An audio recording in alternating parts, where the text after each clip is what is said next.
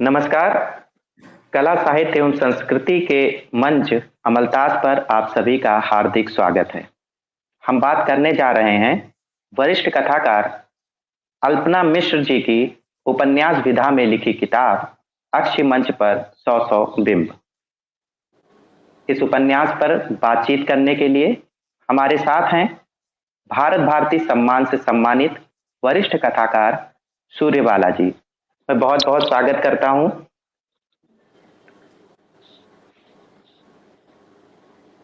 सूर्यबाला जी का एक संक्षिप्त परिचय मैं आप लोगों के समक्ष रखता हूं। सूर्यबाला जी, आपने उच्च शिक्षा यानी कि पीएचडी की उपाधि वाराणसी विश्वविद्यालय से प्राप्त की है। आपकी प्रथम कहानी सन 1972 में सारिका पत्रिका में प्रकाशित हुआ। 1975 में प्रकाशित आपका पहला उपन्यास मेरे संधिपत्र विशेष रूप से चर्चित है। आपने अभी तक 150 से अधिक कहानियां, उपन्यास और हास्य व्यंग लिखे हैं। आपकी अनेक रचनाएं स्कूली स्तर से लेकर स्नातकोत्तर स्तर तक में पाठ्यक्रम में सम्मिलित हैं।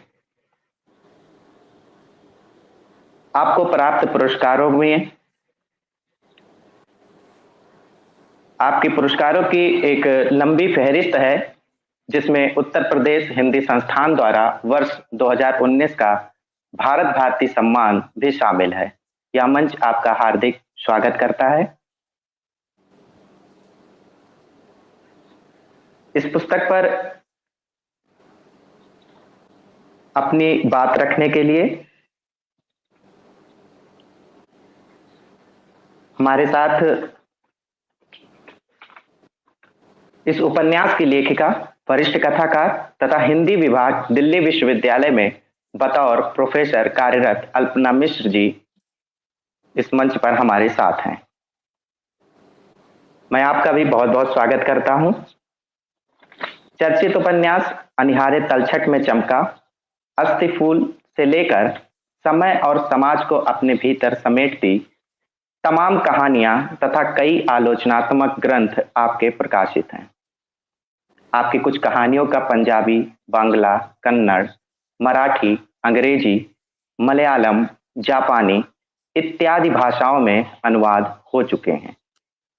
उपन्यास अनिहारे तलछट में चमका पंजाबी में अनुदित एवं प्रकाशित है। अमलतास परिवार की ओर से मैं आपका हार्दिक स्वागत करता हूं। अब इस पुस्तक पर बातचीत करने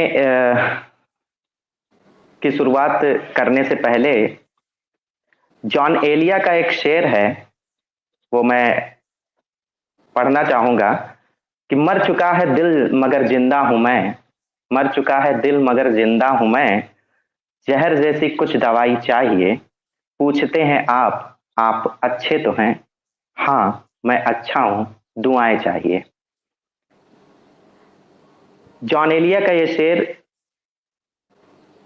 इसलिए यहां प्रासंगिक हो जाता है क्योंकि इस उपन्यास के केंद्र में नीली नामक जो पात्र है, वो भले ही उसके लिए आजादी के मायने अलग हों, लेकिन वह जिस कस्बे से, जिस क्षेत्र से उसका संबंध है, उसके लिए आजादी आज भी दूर की कौड़ी है। नीली के साथ कभी आंख से आंख मिलाकर स्वप्न देखने वाली उसकी बहनें श्यामा, अन्नपूर्णा आदि भी धीरे धीरे उसके लिए किसी आउटसाइडर की तरह होती जाती हैं। यह उपन्यास सिर्फ स्त्री विमर्श की दृष्टि से ही नहीं, बल्कि बराबरी के उन सभी प्रश्नों को समझने के लिए पढ़ा जाना चाहिए जो अभी भी नैतिकता और आदर्शवाद की खोह में कहीं गुम है। तो इस महत्वपूर्ण उपन्यास पर बातचीत शुरू करने के लिए, इस उपन्यास की पृष्ठभूमि, सामाजिक उपादेयता तथा अन्य बिंदुओं पर चर्चा करने के लिए मैं सूर्यबाला जी को आमंत्रित करता हूं कि आप इस उपन्यास पर अपनी राय रखें, अपनी बात रखें। स्वागत है मैम। धन्यवाद आनंद जी। और पहले तो मैं अमलतास को बधाई देती हूँ और बहुत बहुत धन्यवाद आप लोगों को, क्योंकि अच्छी कृतियों पर बात करना ये अपने आप में जितना ज़रूरी है अच्छी किताबों का लिखा जाना, उतना ही ज़रूरी है अच्छी किताबों पर बातें होना। और आपने, मैंने देखा है अमलतास पर, मैं पहले भी आ चुकी हूँ कि आपने हमेशा बहुत अच्छे कार्यक्रम साहित्य और संस्कृति को लेकर के दिए हैं, और शायद बहुत से युवा जुड़े हैं। तो आप लोगों से बहुत उम्मीद है हम लोगों को, क्योंकि आप लोग हमारे उत्तराधिकारी हैं। बहुत और शुक्रिया। मैं भी, जो आपने बताया कि ये अल्पना मिश्र जी के इस उपन्यास अक्षी मंच पर 100 बिंब, तो आपकी शायद एक पार्टिसिपेंट नहीं जुड़ पा रही हैं, और जी जी। हम दोनों मिलकर, हम तीनों मिलकर 4-5 हो जाएंगे हैं। तो मुझे तो बहुत कहना है इस उपन्यास में, मुझे कोई परेशानी नहीं है, क्योंकि इस छोटे से उपन्यास ने मेरे अंदर प्रश्नों का एक पूरा जखीरा खड़ा कर दिया है। तो मैंने, और ये भी बता दूं कि मेरे किसी उसको किताब को, किसी पुस्तक को पढ़ने के मेरे अपने तरीके हैं, और मेरे पास कोई निकष नहीं है, मेरे पास कोई भी आलोचना का सिद्धांत नहीं है। मैं सिर्फ अपनी नज़र से, और मैं जिस तरह पढ़ती हूँ कोई पुस्तक, उस नज़रिए से मैं उस उपन्यास पे कहना चाहूँगी।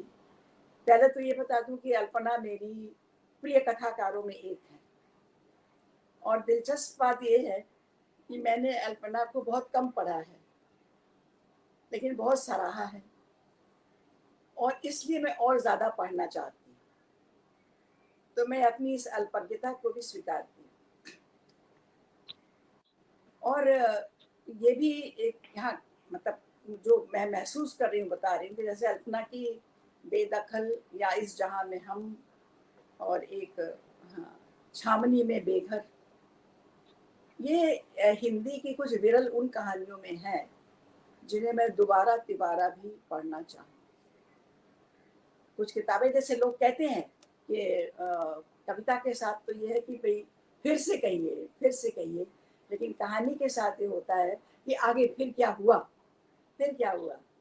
लेकिन कुछ कहानियों के साथ भी ऐसा होता है, कुछ उपन्यासों के साथ भी। मेरे कौन देश को वासी रेणु की डायरी को लेकर भी जब कोई पाठक कहता है कि हम ये पृष्ठ फिर से हमने खोल के देखा, या यहाँ पर ये अंश फिर से पढ़ा, तो उसे लेखक की वो बहुत बड़ा सुख, बहुत बड़ी संतुष्टि होती है। तो ये अक्षी मंच पर अब मैं सीधे आती हूँ कि पहले फोन पर बात हुई थी, क्योंकि एक और कार्यक्रम इसके पहले ऑनलाइन होने वाला था, उससे मैं नहीं आ पाई उसमें। लेकिन तब मुझे इस उपन्यास का शीर्षक भी नहीं पता था, तो मैंने फोन पर अल्पना से पूछा था कि शीर्षक क्या है।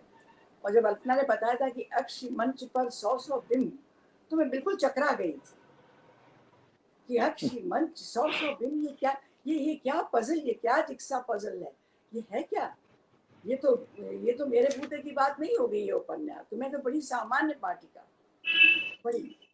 तो फिर थोड़ा और बताया था अल्पना ने, उसके बाद खैर आई गई बात हो गई। और मैं एक और बात पे, यहाँ पे मैं हमेशा पॉजिटिविटी में विश्वास करती हूँ। मैं बार बार सोच रही थी, अपने आप से पूछ रही थी कि मैं ये शीर्षक रखती, क्योंकि मेरा तरीका ये मानती हूँ कि शीर्षक जो होता है वो विजिटिंग कार्ड होता है, वो एक पिटारी होती है कि आप उसमें से, आपको सारी वानगी, पूरी कृति, पूरी रचना की पूरी वानगी मिल जाती है, और आप उसको समझ लेते हैं क्या है। तो ये तो, इससे तो कुछ नहीं समझ में आ रहा, कुछ भी नहीं। बाद में पता चला और देखा, अल्पना ने बताया और उपन्यास मिला। लेकिन मैं यहाँ अल्पना के रचनाकार के आत्मविश्वास की कायल हो गई। मुझे लगा कि शायद मैं उनकी जगह मैं होती तो मैं बार बार सोचती, इसलिए सोचती कि पाठक इस शीर्षक को कितना पसंद करेगा, ये शीर्षक कितना आकर्षक होगा, इसको सुन के पाठक, पढ़ के पाठक आएगा इस उपन्यास के पास कि नहीं आएगा। अल्पना ने ये सब मुझे नहीं मालूम कितना सुना, जो रखना था वही रखा, जो शीर्षक रखना है, जो एप्रोप्रिएट है, जो बिल्कुल उचित उनको है लग रहा है, वो वहां पे रख दिया। ये एक मैं ऐसे भी कहती हूँ, एक रचनाकार का बहुत बड़ा आत्मविश्वास, एकात्म, तल्लीनता और इत्मीनान है कि उसमें फिर हम उसके अंदर से निकलते। मुझे हमें ये लिखना है। ये लिखते हुए भी कहीं ना कहीं उन्होंने, ये उपन्यास को पढ़ के भी इस पे मैं आऊंगी, कि कहीं भी वो इतना अमूर्तन या इतनी इतनी इतनी गहरी ऐसी छलांग नहीं लगाती है कभी भी। कौन सा अंदर उनके अंकुश या उनका आलोचक या उनके अंदर की वो है सुई जो उनको बताती है कि वो, या वहां पर उनका लेखक और पाठक की उस जुगलबंदी की मैं प्रशंसा करती हूँ कि वो एक ऐसे बिंदु पर मुड़ते हैं, चलते हैं कि वो साथ साथ साथ साथ सम्मोहक की तरह, कठिन है, जटिल है, घुमाव है, गहराई है, अवसाद की गहरी बावड़ी है, लेकिन उसमें वो खुशी खुशी खुशी खुशी डाइव मार जाता है, कथाकार के साथ पाठक भी। वरना मैं आपसे बताऊं तो मैं नोबेल पुरस्कार कृतियों को भी मैं मानती हूँ कि अगर वो बहुत ही अगम्य है, और हम इसलिए उसको पढ़ रहे हैं कि ये तो इस फला पुरस्कार मिला हुआ है और ये कृति पढ़ी जानी चाहिए। तो इस दृष्टि से मुझे अल्पना की कृतियां बहुत सम्मोहक और पठनीय भी हैं, लेकिन बहुत गहरी, बहुत देने वाली। तो अक्षिमन को आप शुरू करिए। मेरा तरीका है कि मैं पहले शीर्षक, फिर फ्लैप देखती हूँ, फिर समर्पण देखती हूँ, फिर आगे के 2-3 पृष्ठ पढ़ती हूँ, फिर पीछे के 2-3 पृष्ठ पढ़ती हूँ, फिर उपन्यास की सुरंग में, उपन्यास की गली में प्रवेश करती हूँ। पहले 2 पृष्ठ तक एक ऐसा बहाव, एक ऐसा काव्यात्मक, आप उसको आलाप कहिए, प्रलाप कहिए, जैसे किसी राग की प्रस्तुति की जाए, और वो पूरे उपन्यास का एक तरह से वो जिस्ट दे देता है, लेकिन इतने अद्भुत तरीके से देता है। वो नीली की जो है कि उसको आंखें रुग्ण है, उसकी आंखों में रुग्णता है, अस्वस्थता है, और वो नीली उसका नाम इसलिए रखा गया है, लेकिन वो एक तरह की का रोग है, और स्लीप पैरालिसिस, और वो सोच करके बड़ा ही तकलीफ दे, कष्टदायक, और उसमें से वो और डॉक्टर ने उसको कहा है, डॉक्टर सूजा ने, कि आप सोए में या जगते में भी जो कुछ देखा और करिए, अब वो उसमें आप उस स्लीप पैरालिसिस में आप चली जाती हैं, और इतनी देर में जो कुछ आपको अनुभव हो उसको आप अपनी डायरी में नोट करती जाइए, वो करके मेरे पास ले आइएगा। तो बहरहाल ये तो भूमिका हो जाती है, और उसके बाद कहानी जो है, तो ये जो 2 पृष्ठ हैं, ये इतना कुतूहल, इतनी उद्विग्नता, इतनी मतलब इतनी सारे भूचाल में पाठक को ला देता है, और साथ साथ चरम औत्सुक्य, सबसे बड़ी चीज सस्पेंस और चरम औत्सुक्य, वो 2 पृष्ठ हिला देते कि अब आप देखे तो क्या है, क्या इतना विचित्र, किसी तरह की कोई शुरुआत मिली नहीं। और तब समझ में आता है कि पिता की मृत्यु की खबर आती है, खबर पढ़ करके और नीली जाती है, और जब वो पहुंचती है तो मेरा तो वहां पर जो बहनें हैं, 4 बहनें उसकी, शायद श्यामा, अन्नपूर्णा, छोटी, और ये सबसे बड़ी बहन है, और माँ, पिता नहीं रहे हैं, लेकिन वो मतलब एक शौक सा लगता है पढ़ने वाले को कि ये शोक के उसमें, शोक का कोई वही नहीं है, शोक की जगह पर अवमानना, उपेक्षा, विद्वेष, ये बहनों के द्वारा, छोटी बहनों से उसको इतना विचित्र मिलता है व्यवहार, आचरण, कि हमारे अंदर तमाम, फिर से देखिए अलग तरह का सस्पेंस, ये क्या है भाई, ये कैसा असामान्य परिवार है, और ये निम्न मध्यवर्गीय परिवार है, बनारस के पास पास की भाषा है, और मुझे लगता है, मैं डिटेल में ना जाऊं, मैं ज़्यादा ना सोचूं, ये समेटती चलूं अपने आप को। तो ये चल रहा है उपन्यास, और फिर 13 दिन साफ साफ बहनें कह रही कि तुम जाओ, आप जाइए, आप जाइए, आप जाओ, तब उसके प्रति एक विद्वेष सारी बहनों में है। और बहुत संक्षेप में मैं कहूँ तो सारी बहनें कस्बाई, एक कस्बाई माहौल, और कस्बाई निम्न मध्यवर्गीय माहौल है, जिसमें कि सबसे छोटी बहन का जो पति है वो घर जवाई की तरह है और बेरोजगार है, और बड़ी बहन जो है वो बहुत पैसे वाली है, लेकिन उसकी अलग प्रॉब्लम है, श्यामा एक छोटी बहन, मतलब हर बहनों का। लेकिन अल्पना की खूबी ये है कि वो पाठक को खूब उलझाती है। अवसाद, तकलीफ दे स्थितियां, निम्न मध्य वर्गीय आयरनी, उससे गुजारते हुए रिश्तों का एक अजीब सा ऊपर नीचे होता हुआ एक इतना एक ऐसा तिलिस्म, एक ऐसा रहस्य। हम एक में पाठक घुसता है, दूसरा उसके सामने आता है। लेकिन मैंने ये देखा कि वो उलझाती हैं, लेकिन वो पाठक उलझना चाहता है, वो उलझता है। उनकी दी हुई उनकी उनकी शिल्प शैली, उनकी भाषा शिल्प, उनकी कहानी, उसमें कुछ है, उलझता है। और फिर एक हल्का सा सूत्र, एक थोड़ा सा सुलझन, एक धागा सुलझा के थमा दीजिए, ये तो हाथ में आया। अच्छा, इसका कारण ये था, छोटी इसलिए ऐसी हुई। फिर आप पढ़िए एक दो दो अध्याय, ओह, तो उसकी ये मतलब एक जो उसकी ये तकलीफ है। अच्छा, तो श्यामा इसलिए ऐसी हो गई, तो वो उसके पास उसका फ्लैशबैक है। तो फ्लैशबैक का जो ये सिलसिला है, ये भी ऐसे नहीं एक साथ सारा ये किया फिर एक साथ सारा खोल दिया, नहीं। ये कहन की बड़ी ही, जो मैंने कहा, सम्मोहक मुद्रा है। और लास्य, भाषा का लास्य तो कहीं टूटता ही नहीं। शब्द वाक्य इस तरह चलता रहता है कि वो उसको छोड़ने के, जैसे कल ही अभी रात को मैंने काफी पहले काफी कुछ भूल गई थी, लेकिन देखिए ये भी मैं बीच में बताती हूँ कि आज के समय में, इस यंत्र समय में, आपको कोई कृति कोई रचना बहुत अच्छी लग रही है, लेकिन बाद में आपसे कहा जाए तो आप उसका बहुत थोड़ा बता पाएंगे, जिस्ट अपने मन में रह जाएगा, या फिर आप थोड़ा बताता ही कभी कभी पूरा भूल जाएंगे यहाँ क्या था। पढ़ी तो थी, कुछ अच्छी चीज तो थी, लेकिन नहीं।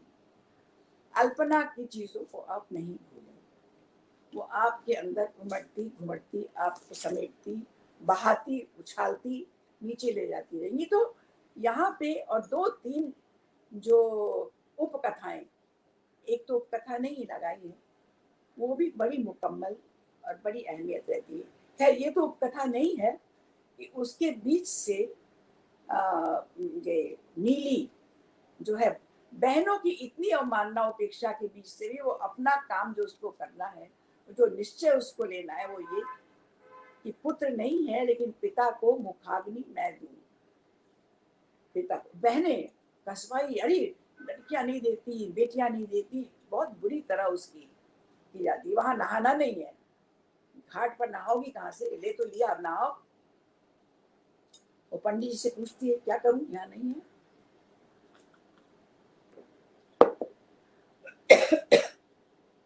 पंडित जी बता देते हैं, हाथ पर धो लीजिए, बैठ जाइए, शांति से बैठ जाइए। मेरा यहाँ पढ़ के ये भी लगा कि सबसे ज्यादा संतोष और खुशी मुझे ये हुई कि अल्पना के पास कई थोड़ी सी मेरी स्त्री भी है, मेरे स्त्री चरित्र भी पहुंचे हैं, क्योंकि वो मुखर नहीं होते बहुत। अल्पना की स्त्री चरित्र नीली मुखर नहीं होती, जब बहुत जरूरत पड़ती है। तीसरी पीढ़ी की नैना है, उसकी बहन की लड़की, उस पर मैं आऊंगी तब वो, तो वो, लेकिन जो करना है वो करके रहती है। ये स्त्री, जो आपने स्त्री विमर्श की एक बात कही कि विमर्शों में तो मेरा विश्वास नहीं है, लेकिन हमें क्या एक नई तरह की क्या स्त्री, मतलब स्त्री कैसी होनी चाहिए, मैं तो सीधे ये कहती हूँ। दो हैं, एक नीली है और एक बहन की लड़की नैना, जो कि 15 साल की है और 3 साल में 18 साल की हो जाएगी। वो लगातार इसमें ही है कि देख लेंगे 3 साल में मैं 18 की हो जाऊंगी, अपनी माँ से लड़ती देखेंगे तुम क्या कर लेती हो मेरे। तो इधर मैं नीली को देख रही हूँ और वहां इस समय को देख रही हूँ, जिस समय में, जिस समय के ब्लैक होल में हम समाते जा रहे हैं। ये उपन्यास बहुत आहिस्ते से, बहुत तरीके से, चुपचाप इस पीढ़ी की आयरनी और इस पीढ़ी की बहुत ही जुगुप्सापूर्ण, जो उसका जो जिधर जा रही है पीढ़ी, बहुत दुर्भाग्यपूर्ण फर्श की ओर संकेत कर रहा है। वहां से मैं एकदम यहाँ से वहां जा रही हूँ इसलिए कि मुझे मालूम है मैं फिर बह जाऊंगी। और डिटेलिंग इस उपन्यास में जहाँ भी पहले तो बहुत ज़्यादा डिटेलिंग, मैं आपसे बताऊं क्रिएटिव राइटिंग में मैं बहुत ज़्यादा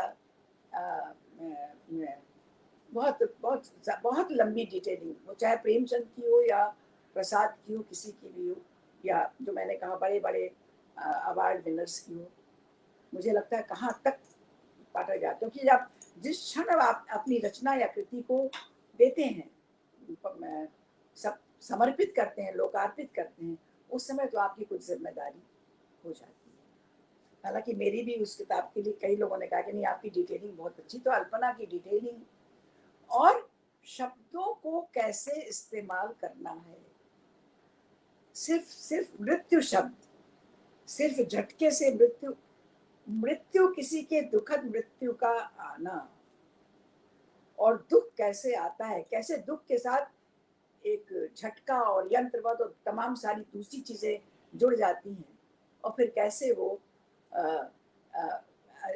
दुख वास्तविक कब होता है, कैसा होता है।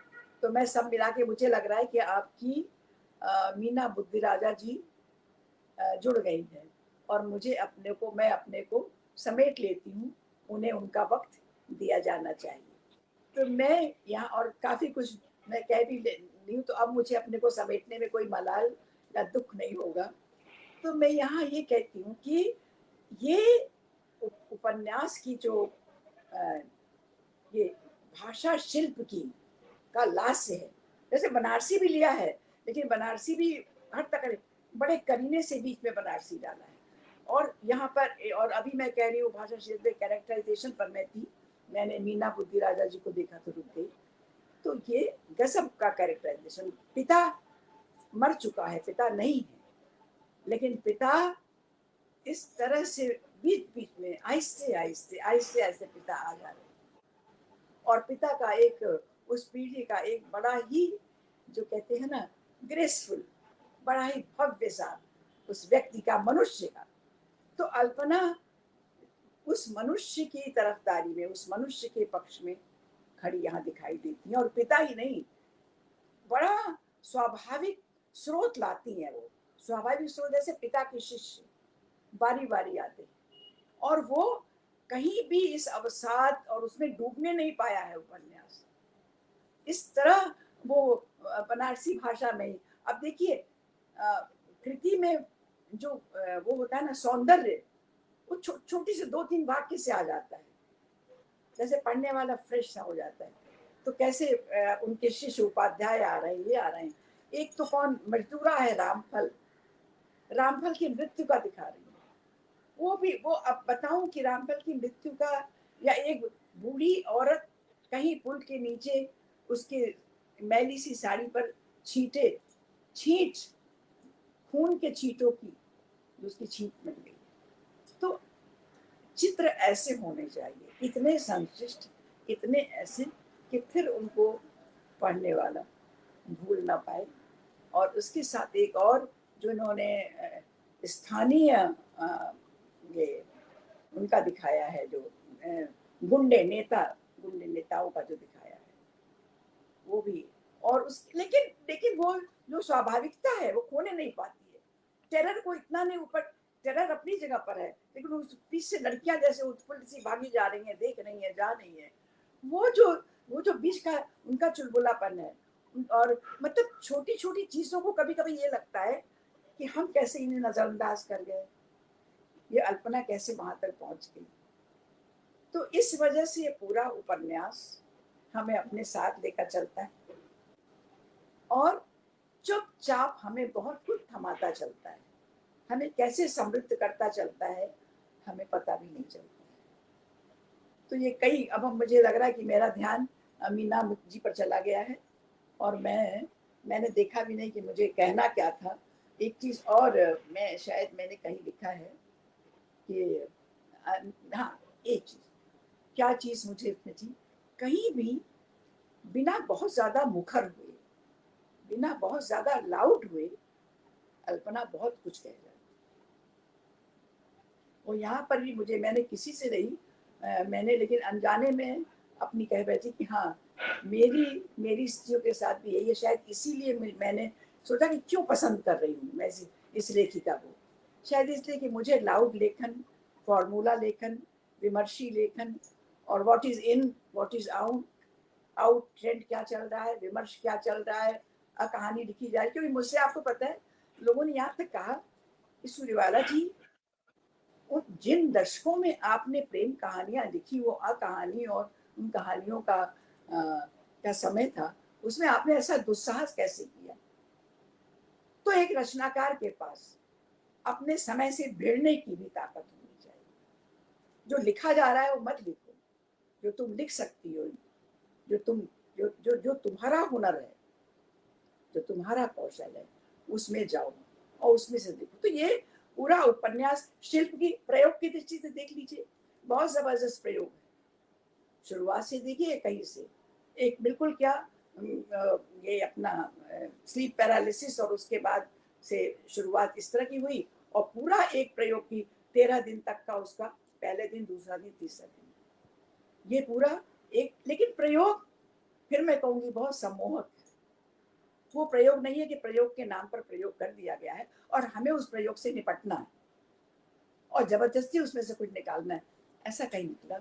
और एक चीज अंतिम कह के मैं अपने को बिल्कुल शटअप करूंगी कि वो जो नैना अगली पीढ़ी की इन्होंने वो स्वच्छंद उदंडता दिखाई है, मैं कांप गई हूँ, अभी भी सोचकर मैं कांप जा रही हूँ। जिस तरह की भाषा, जिस तरह की चीज, जहां स्वच्छंदता के नाम पर ये स्त्री और पीढ़ी पहुंच रही है, और जिस तरह हमारी ये सोशियो इकोनॉमिक पूरा अल्पना ने ये खड़ा किया है हमारे सामने एक विधान, तो वो हमारे सामने आकर के एक बड़ा ही, बहुत ही भयंकर, भयावह रूप खड़ा कर देता है इस पीढ़ी का, इस जनरेशन का। जो 15 साल की लड़की, जो हमेशा पढ़ते हैं कितने बरस के लड़के ने सुसाइड कर लिया, इतनी बरस की लड़की ने मोबाइल ले लिया, कर लिया, तो वो सब चलती हुई चीजों को छोड़ करके बिल्कुल एक अलग सिचुएशन में, how daring it could B,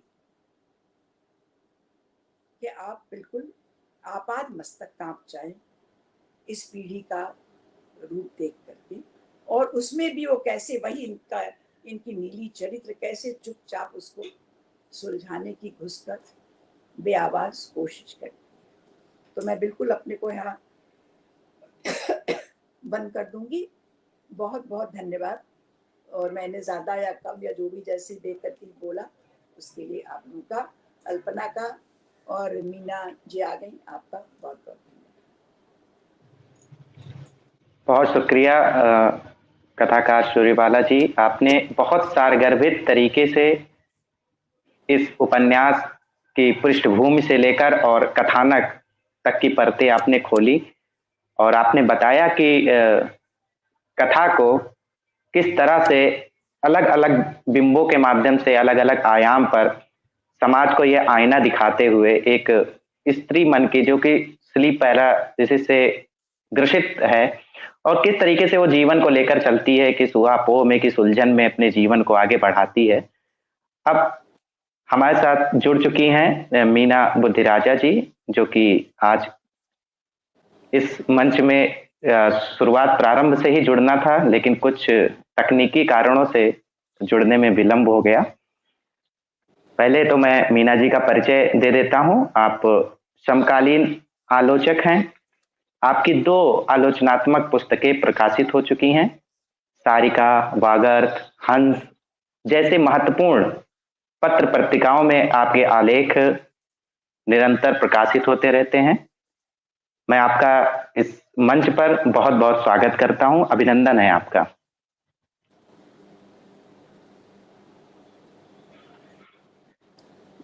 Meena ji, आपकी माइक म्यूट है, आप उसे अनम्यूट कर लें। आपकी आवाज नहीं आ रही है। ओह, शायद पुनः डिस्कनेक्ट हो गई हैं मीना जी। कुछ तकनीकी समस्या के कारण वो हमसे ठीक तरह से जुड़ नहीं पा रही हैं। अब हम इस कार्यक्रम को आगे बढ़ाते हुए क्योंकि हम लोगों ने इस कथा की पृष्ठभूमि को समझा, उसके शिल्पगत आयामों को देखा, उसमें भाषागत जो उसकी बारीकियां हैं उसको हम लोगों ने समझा, उसके प्रयोग को समझा। अब हम सीधे लेखक के पास चलते हैं जिन्होंने इस पुस्तक को मूर्त रूप दिया। मैं अल्पना जी से आग्रह करूंगा कि आप इस पुस्तक की पृष्ठभूमि, इसकी रचना धर्मिता पर अपनी बात रखें। हम सभी आपको सुनना चाहते हैं। बहुत स्वागत है आपका। धन्यवाद आनंद। अपनी बेहद प्रिय और आदरणीय कथाकार सूर्यबाला जी से इतना सब कुछ सुन करके मैं मतलब इतनी बार भावुक हुई इस थोड़ी देर में।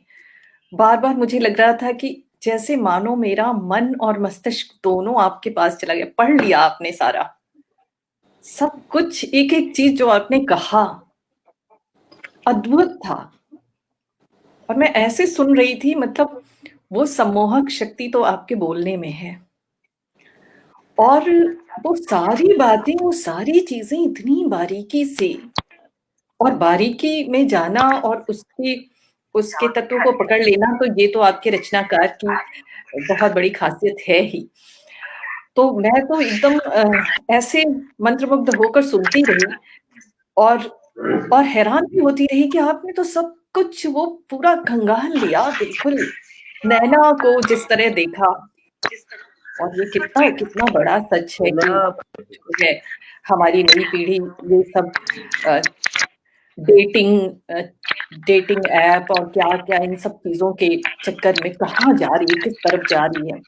और जो जिस तरह से ये उपन्यास मुझे सूझा था, कोविड का समय था, कोविड के का एक जो है माहौल पूरा इतना दुखद था, और उसमें बार बार ये ख्याल आता था कि एक बीमार आदमी इस समाज को कैसे देख रहा है, और ये समाज कैसे देख रहा है। समाज की जो जो उसके मानदंड हैं कि बीमार तो बीमार की तरह लगना चाहिए, वो दयनीय क्यों नहीं है, वो ऐसा क्यों नहीं है, वो इतने हौसले से भरा क्यों दिखता है, वो हर तरह से सबकी मदद करने को भी आगे आ जाता, वो हर तरह से अलग दिख रहा है जो समाज के मानदंड हैं।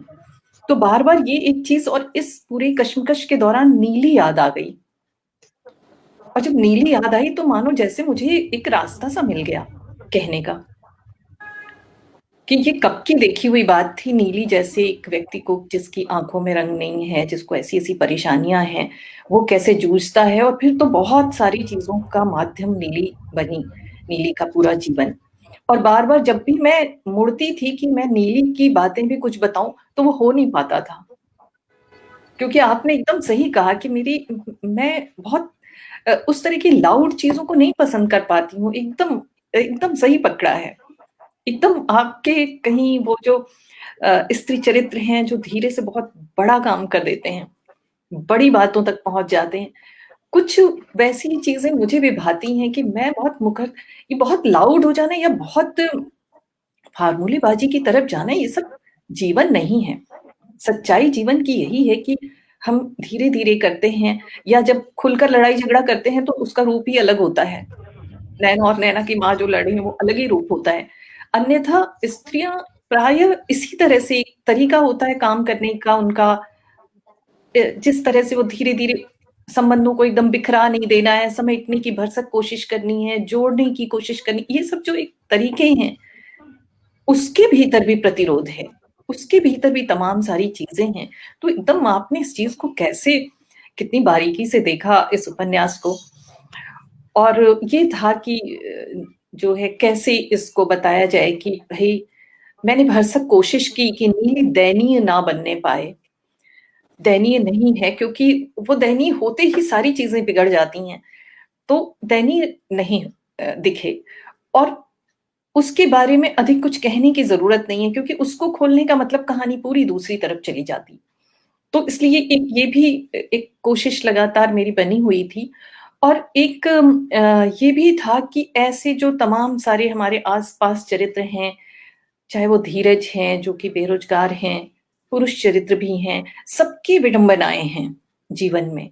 हम ये नहीं कह सकते कि बस इस एरिया में है दिक्कत, इस एरिया में बिल्कुल नहीं है, ऐसा नहीं मान सकते, इतना स्याह सफेद नहीं है कुछ भी। तो वहां भी दिक्कतें हैं, टुन्नन मुन्नन की अलग दिक्कतें हैं, धीरज जिस तरह से बेरोजगार और जिस तरह अपमानित होते हैं, निरंतर उनका अपमान है, और माँ जिस तरह का उसका व्यवहार, और अचानक पता चलता है कि वो जिस अंततः भी वो समर्थन तो धीरज का ही कर रही हैं, और नौकर की तरह भी धीरज को समझ रही हैं। दोनों चीजें एक साथ, मतलब सत्ता भी, अपनी सत्ता को भी वो दिखाने से नहीं चूकती हैं, क्योंकि पूंजी उनके पास है, मदद वो कर रही हैं।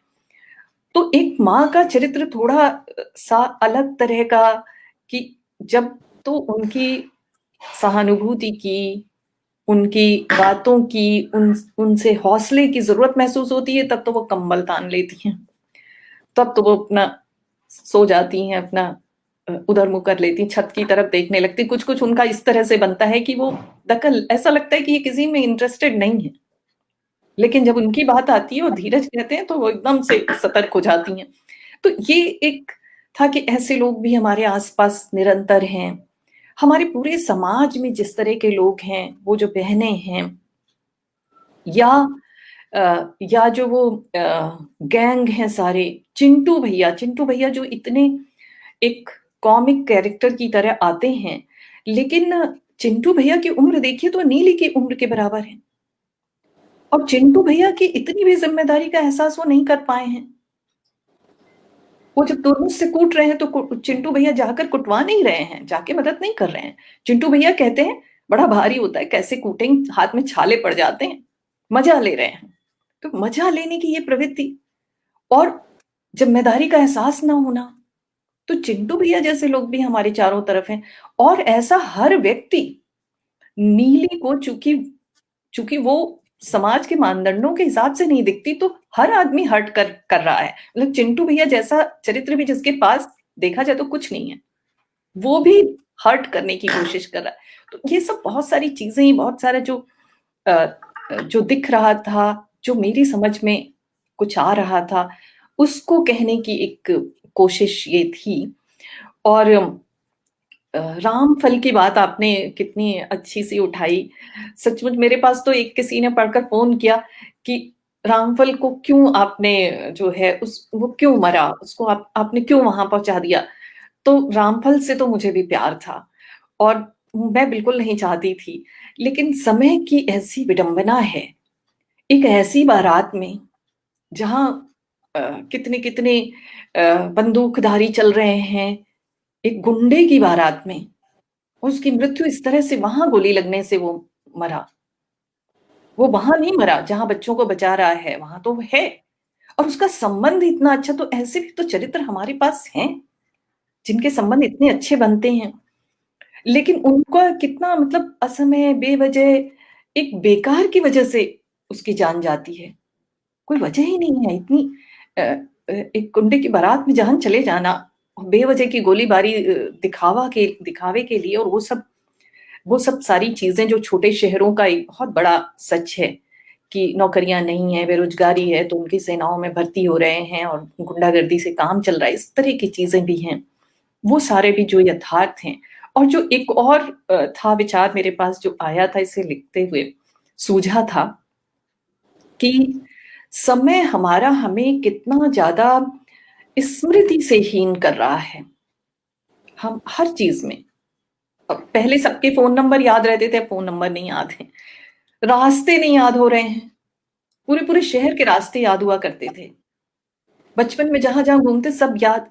अब सब जगह 4 लेन वगैरह बन गई है, तो जीपीएस लगा के, गूगल लगा कर जा रहे, कुछ भी याद नहीं। शहर घूम आए और कोई रास्ता याद नहीं। पहचान के ऐसे ऐसे चिन्ह लगाते थे, यहाँ ये पेड़ है, यहाँ ये चीज है, यहाँ, वो सब भूल गया। कैसे समय में चले आए हैं हम लोग, और कितने निर्भर हो गए हैं अपनी स्मृति के लिए इन चीजों पर। तो ऐसे में एक कोशिश कि वो चीजें याद करो, उस समय को याद करो, क्योंकि स्मृतियां जो हैं वो बड़ी ताकत देती हैं, बड़ा आत्मबल जगाती हैं। तो वहां जाकर के कि कैसी कैसी चीजें हुआ करती थी उस छोटे से शहर में, कस्बे नुमा शहर है, और वहाँ कैसे वो कुआनो नदी है, कुआनो नदी सचमुच है हमारी बस्ती की, और किस तरह वहाँ वो सारी चीजें, वहाँ कोट साहब की बीवी कैसे वो भागती हैं रात में, क्या उनके अवसाद हैं, क्या दिक्कतें हैं। उस तरह के छोटे से कस्बे में कितनी सारी चीजें घटित हो रही हैं, और ये इन सारी चीजों के बीच नीली की जो कोशिश है वो उस पत्र को लिखने की है जो नहीं लिखा गया, लेकिन कभी ना कभी लिखा जाएगा।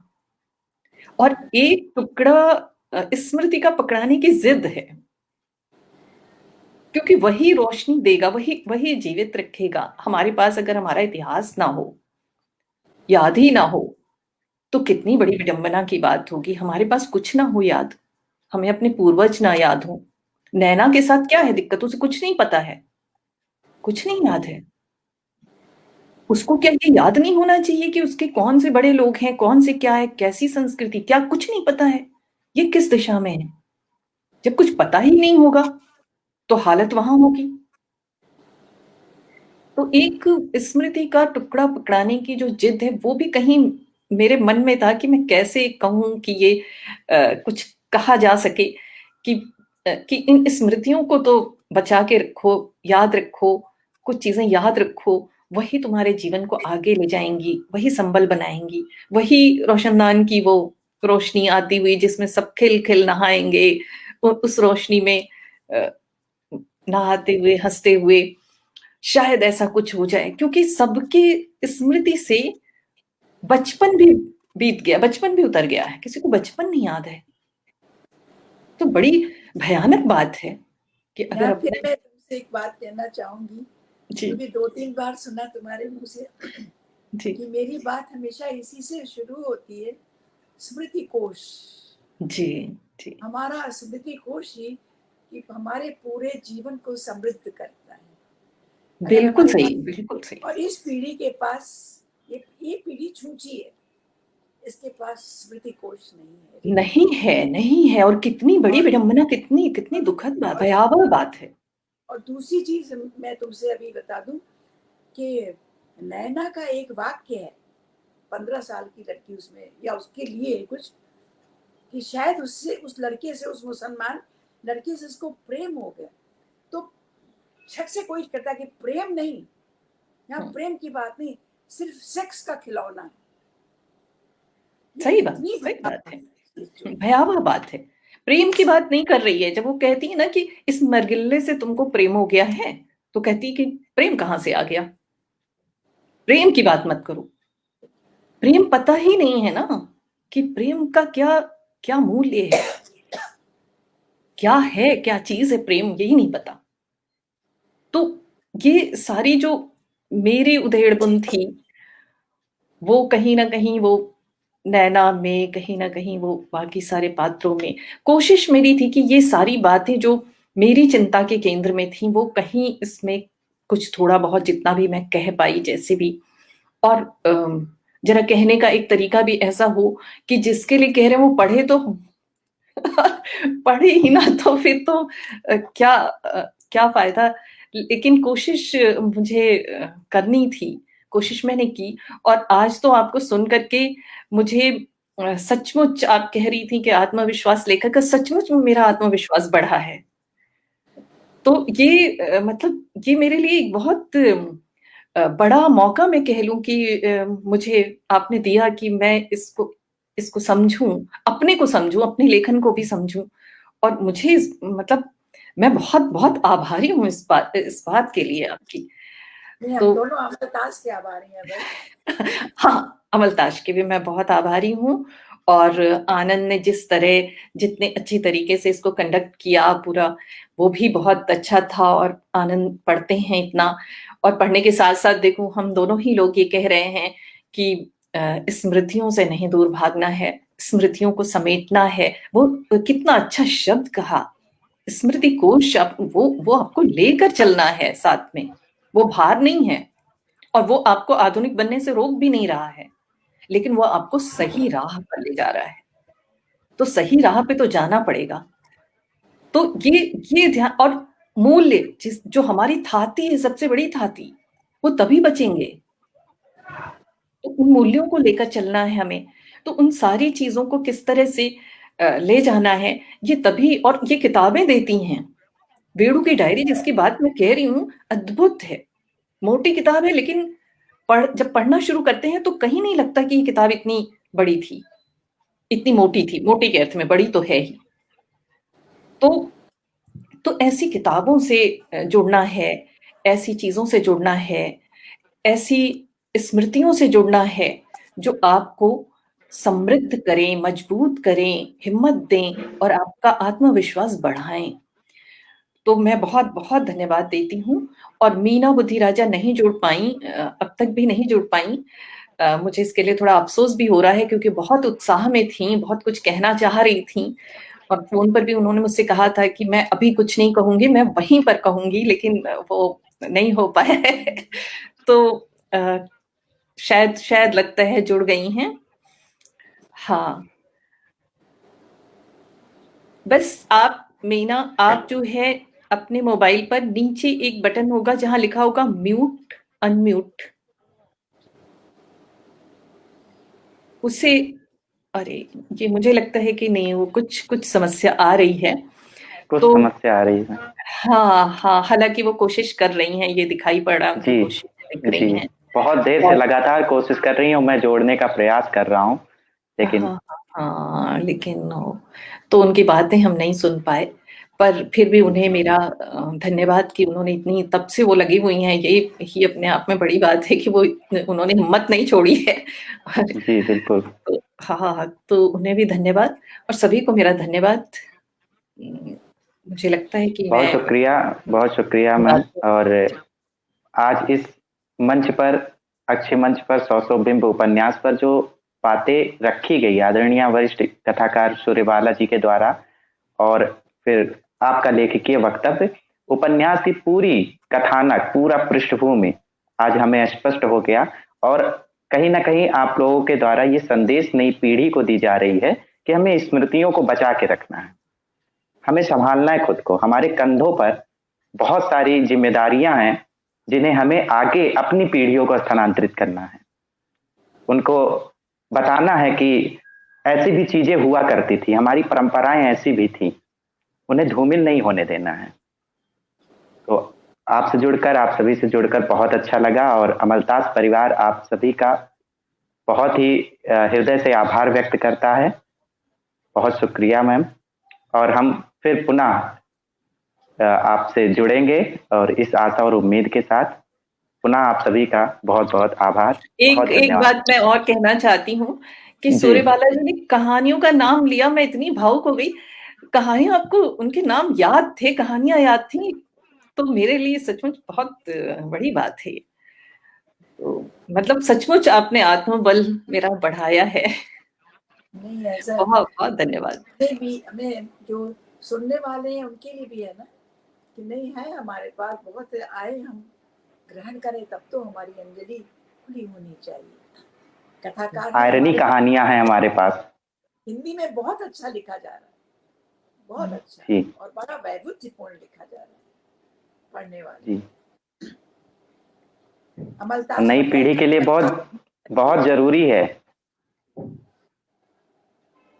तो मैं आपसे कहूंगी आनंद जी कि आप अच्छी जी किताबें और अच्छी कहानियां भी लोग पढ़ना चाहते हैं, उन तक पहुंचनी जी चाहिए। अक्सर लोग मुझसे पूछते हैं कि मैडम हमें हमें मिलती क्यों नहीं ये कहानियां, हमें टीवी पर क्यों नहीं मिलती। आप जो हमारी 10 जी कहानियां थी यहाँ बॉम्बे के इसके किसी सिलेबस में, तो हमें बुलाया जाता था, तो कहते हमें क्यों नहीं मिलती। हमें कहा वो मेरा काम नहीं है बच्चों, तो वो आप लोगों का काम है जी कि जी, आप पूरी कोशिश रहेगी कि हम कैसे भी डिजिटल माध्यम से, या कैसे भी हम ज्यादातर पाठकों के पास कहानियां और ये महत्वपूर्ण उपन्यास पहुंचा सकें। आगे से ऐसे पूरा प्रयत्न रहेगा। जी, बहुत अच्छा लगा आप लोगों से जुड़कर, बातचीत करके, और इस महत्वपूर्ण उपन्यास से हमारे पाठक श्रोता लोग बहुत लाभान्वित होंगे। और सभी को खरीद कर ये उपन्यास पढ़नी चाहिए। इसकी गंभीरता और इस उपन्यास के कथानक को पूरी तरीके से समझने के लिए इस उपन्यास को पढ़ना बहुत महत्वपूर्ण है। इसकी समीक्षा सुनना दूसरी बात है, लेकिन उपन्यास को लेकर खुद पढ़ना, उस पर मनन करना, ये दूसरी बात है। और मैं तो सभी से निवेदन करूंगा, मेरा आग्रह है कि अगर आप साहित्य में रुचि रखते हैं, आप समाज के एक संवेदनशील प्राणी हैं, मनुष्य हैं, तो आपको ये उपन्यास खरीद कर और पढ़ना चाहिए, जरूर पढ़ना चाहिए और लोगों को इससे परिचित कराना चाहिए, क्योंकि यह अपने आप में बहुत सारी सूचनाओं को, बहुत सारी बातों को अपने में समेटे हुई है। आज यह मंच बहुत समृद्ध हुआ आप लोगों के बातचीत से, और मैं सच में मैं हृदय से आप दोनों लोग का बहुत आभार व्यक्त करता हूँ। बहुत आभारी हूँ। शुक्रिया जी। धन्यवाद।